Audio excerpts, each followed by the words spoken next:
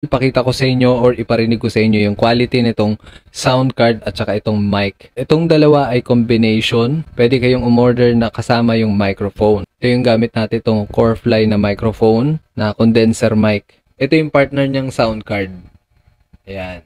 Napakaganda ng design nito. Tapos metal yung case niya. Kita nyo naman yung mga potentiometer dyan, yung mga controls. Isa sa mga nagustuhan ko dito, itong LCD meron na siya. Sa back panel nito, meron siyang XLR port dito.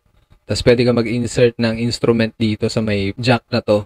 Tapos ito naman yung saksakan ng condenser mic. Tapos yung headset. Tapos meron pa dito mga option na pwede mong saksakan. Pwede ka mag-charge dito. Tapos dito yung direct sa phone. Tapos dito sa kabilang gilid, nandito yung power on. Tapos meron siyang phantom power. Tapos pwede ka ulit magsaksak ng earphone dito sa gilid. Nandito pa rin naman yung basic ng isang sound card, no?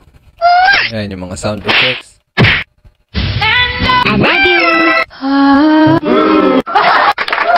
Magagamit nyo pa rin yan sa live nyo dahil marami siyang mga effects dito na the usual na ginagamit ng isang nag-i-stream.